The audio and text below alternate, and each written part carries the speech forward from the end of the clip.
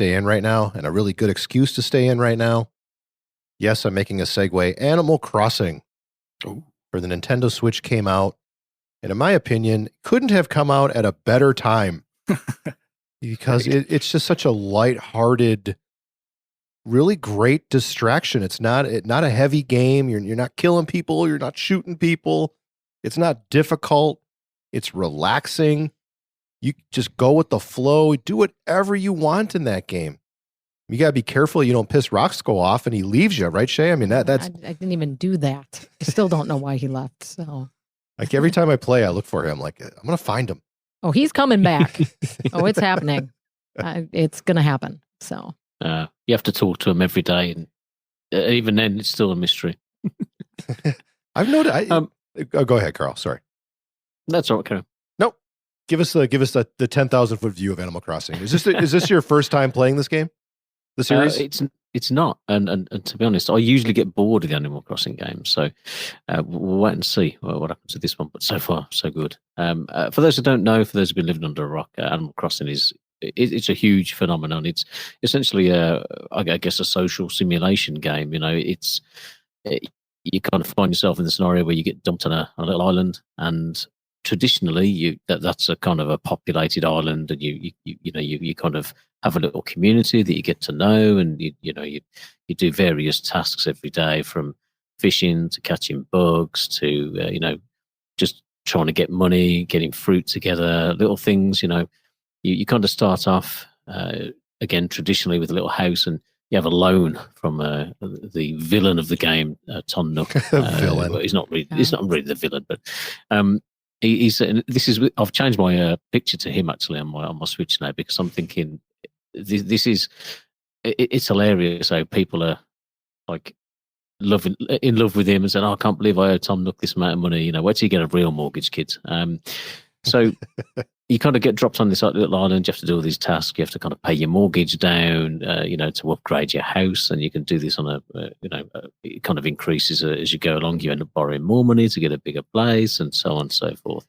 But the key is really interacting with all the characters and doing the little tasks and everyday things. And this version of Animal Crossing is a little different, because you arrive on, it's basically a deserted island, and you kind of build everything from scratch, which it is really, I guess it's kind of pulled me in a little bit more than the previous games, because you start off in a tent, you kind of have to pay your tent off, and before you can even build a house, and the things that are usually available to you straight away are not available to you. You have to kind of figure out the little nuances of how to get them, and they kind of unlock in real time, in real days. So if you, for example, get enough specimens to get a little museum set up, then you have to wait a day in real time for that to kind of be built, so you can visit it.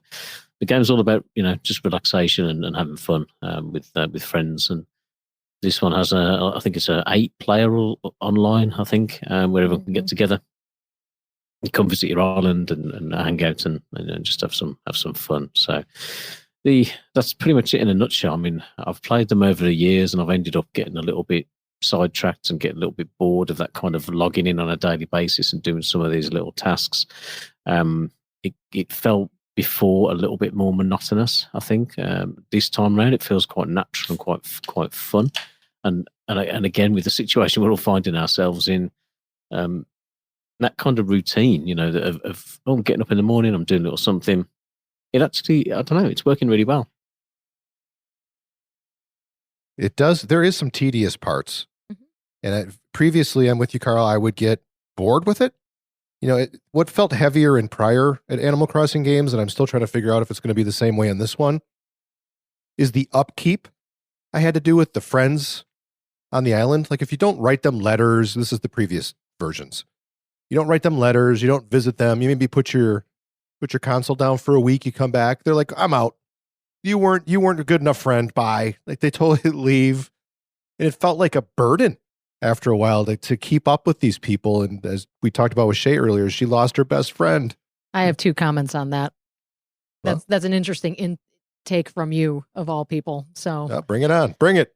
Okay, so that's probably going to be the same in this game, to be honest with you, because the whole intent of Animal Crossing is to build these relationships and have these relationships. And I mean, this is just applies to the real world, right? if you don't invest in your friendships, they won't sustain. So, you got to talk to people on occasion. Are you talking about me? No, I'm just saying in general. You are. Just a general commentary that if you want to have a meaningful relationship, you have to invest in said relationship. But the game doesn't turn off. Like if you if you are like busy for a week. Yeah, but life doesn't turn off either. So Oh, come on. It's a bunch of needy friends. That's not the kind of friends I need. Shane, Carl, take note. You heard it here first. So yeah, we need to switch off. We get it in the edit. Touche. Touche. I'm just saying. Oh, we get you. No, it's true though. It is true though. You are right a little bit. Like that kind of, and when a game is new and fresh and you enjoy logging in, it's easy to do those things. The challenge, I think, comes, like you say, the weather gets a bit nicer, maybe, maybe a different game comes out that you jump into and all that. It's getting into that routine of jumping in and doing, it takes 10, 15 minutes to talk to the guys on your island once a day. It's not really a massive burden. But I find with these things, the more that you invest in the first few weeks that you've got it, the easier it will become for you. Just get as much done as you can, get as many bells as you can, and maybe don't exhaust all the things that you want to do. And I think in this one, the way that they've designed it, you probably would struggle to do that, just because literally you are waiting for real days to tick over before your shop appears, before new villagers come in. You have to achieve a certain amount of things, and this game doesn't tell you a lot either. There's certain things that I've found wandering around, and I'm like, I wish my inventory was bigger. Or I wish I could quickly switch my tools over when I'm walking around. And there's a little ATM machine in the shop, in the town hall bit, but you kind of have to buy these things with the Nook miles, which is another currency that I've introduced in this game, and then you'll unlock these things, and you'll go, okay. So it helps to kind of visit the shop and visit the machine regularly, and kind of browse through that stuff, and then it won't have a description on it of what it is, but you can kind of put two and two together and think, well, that might help me out with this. So it pays you to really get in there every day and have a little look at everything every day for as long as you can. And I think once you build that community up, I think it's going to be hard for you to kind of just leave the Switch alone. At a very high level, it seems like the world's easiest RPG. Yeah, I mean, I guess so, in terms of resource gathering and things like that. But most traditional RPGs don't have you can have a companion and things and friends and stuff and people in your party. But once they're in, once you've attracted them and they're part of your team, they don't generally go anywhere. So they don't that just mechanic ditch. is slightly different. And especially if, my advice is just don't have an attachment to the people that are on your island, but it's not that easy.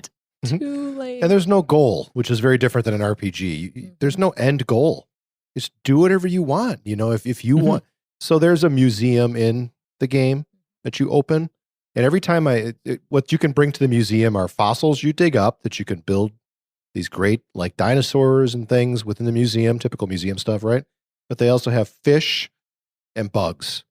So as you're catching fish, as you have a little net to catch bugs, you can donate them to the museum and build out this really great collection with little details and descriptions. And the museum is beautiful in this game. And every time I catch a fish or a bug, the first one of that type, I always donate it to the museum. I never line my pockets with that first catch. I'm always donating to the community museum. Yeah, I don't either. I do the same thing. I think what I like most about Animal Crossing is all the things you guys have already talked about. I love that this game has no end. It's kind of ironic for me that my two favorite games that I like to play are games that genuinely have no end to them. I'm not quite sure what that says about me, but there you go. What I think I like most about Animal Crossing is exactly what you talked about before, which is I don't think this is meant to be a game. I'm not saying people don't do this, but I don't think it's meant to be a game that over time you're investing an hour a day with. You know what I mean? I don't think it's one of those games where you have to play 50 hours of this game and you get to the end. That's what I like about Animal Crossing, is that I log in with my coffee in the morning and I play for 10, 15 minutes. I do a couple fun little things. I discover something new. I'm like, ooh, that's cool. And then I'm off to my day doing my thing, and I'm going on to other stuff. And then I might touch in base with it maybe later on, in the day later, or I may not. And I think that's what I like most about it, is that there's no pressure to me to have to play a ton of it and get through it. It's just about creating this neat little community the way you want to create it, which I think is really kind of fun and really kind of liberating almost in a way, because my community might look totally different than what Joel's community or Carl's community might look like, which I think is what makes it really kind of cool. Yeah, it's chill, it's relaxing, and that's why I think it's a great distraction right now.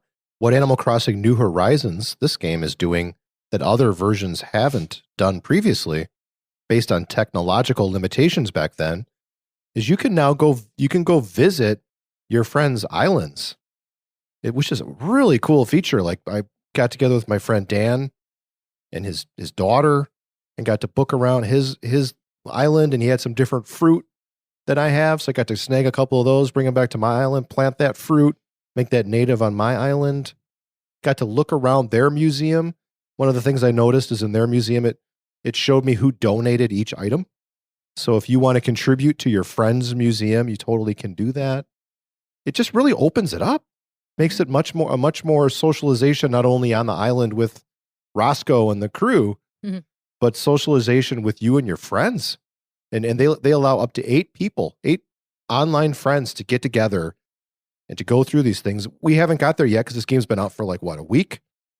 But in Animal Crossing, life happens. 4th of July, U.S. holiday, Easter, Christmas, changing of the seasons. You choose whether you're in the northern or southern hemisphere, and it will mimic, like when I log in or when Shay logs in at 8 in the morning with her coffee, it's 8 in the morning in the game. And you can catch different bugs and fish different fish at 8 in the morning than you can at noon and you can at night. If you show up at night, late night one night, you're up for whatever reason at midnight, you fire up the game, different stuff is going on. And that it's also as a calendar. Just as the calendar happens in real life, it happens in the game. And all these holidays and all these events, the changing of the seasons, that's all part of it. To be able to socialize. We were in San Francisco, saw Mr. Bungle, what a great time. Got hooked up with our friend PJ and Anu, his lovely wife. We had dinner. What's one of the things he said at dinner, Shay? We started talking about Animal Crossing and how we're going to connect up. And he actually reminded me of a memory of him and I when we actually spent a holiday together in Animal Crossing years ago, and I was like, oh my gosh, I totally forgot all about that. But that's exactly what Animal Crossing is about. And that's, I think, why I love it so much. I do love that, like, they mimic it to wherever you live and then mimic those holidays and those changing of seasons, like Joel said.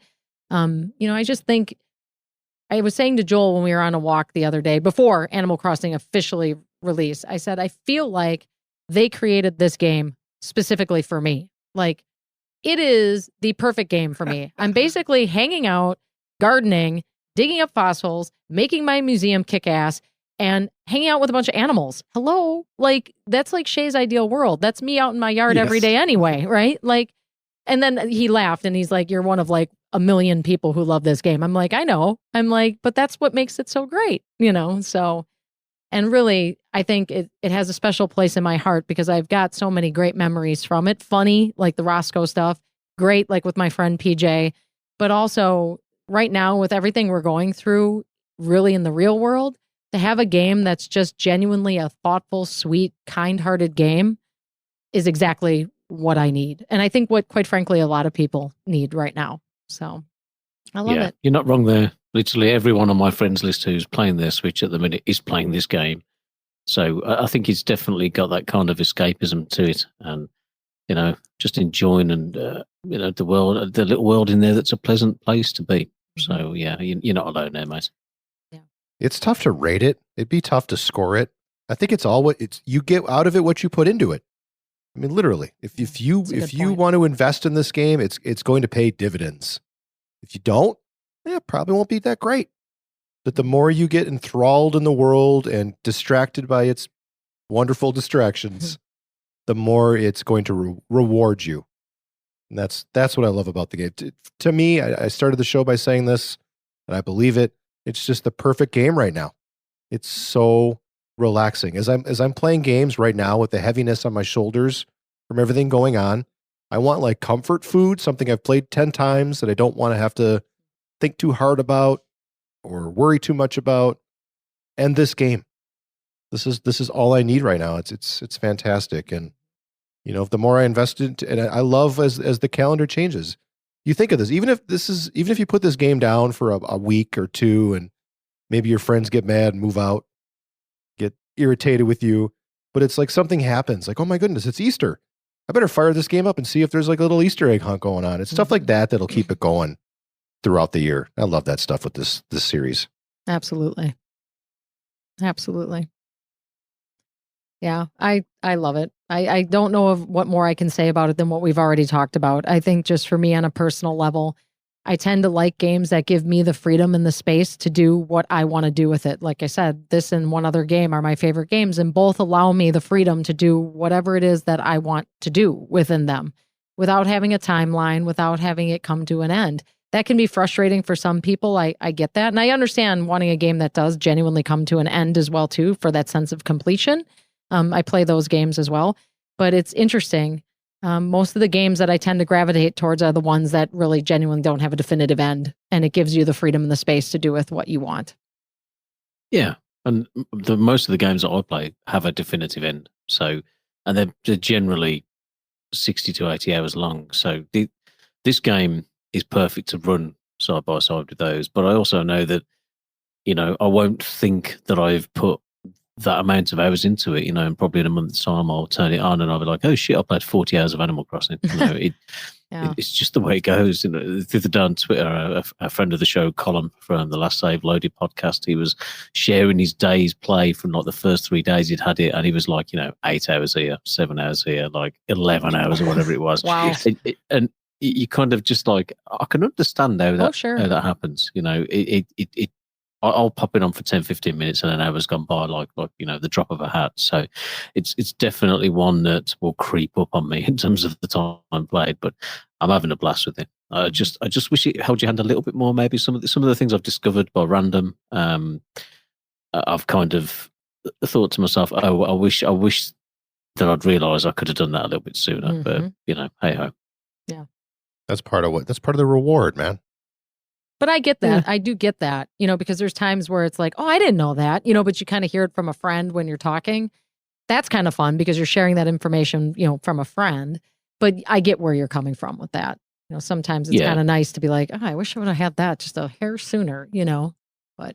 And it takes a while for me to turn that mindset off, because coming from if you're either playing a game that's competitive or an RPG, it's all about min-maxing. So it's all about setting yourself up to get the most amount of resources or the most amount of experience or DPS or whatever you're doing from the character that you've got, the build that you've got. So doing something like this where I'm genuinely running around in the first day or two, I probably wasted a lot of time that I could have been doing things more efficiently. So when I find out these little tips, I'm like, part of me is cheering and part of me is going, oh, just wish I'd known it. But were you wasting your time, or was that just good time spent running around your island? Yeah, true, yeah. No, I'm just kidding. I don't know. We've been playing it. Shay's playing it on the Switch Lite, and I'm playing it on the regular Switch. A lot of handheld. First week, I think, was all handheld. Threw it in the dock the other day. Man, this game is beautiful on the television. Right? Holy smokes. There was things that I didn't notice before until I threw it up on the TV. To their credit, and what's making this one that much better than the previous ones is also the look of it. The other ones were more primitive looking. This is actually, it's still cutesy. It's still primitive-ish as far as a lot of like The Witcher or God of War or some of these other more intense games out there. It's just, the detail is there. It's really a great version of this game. I'm impressed.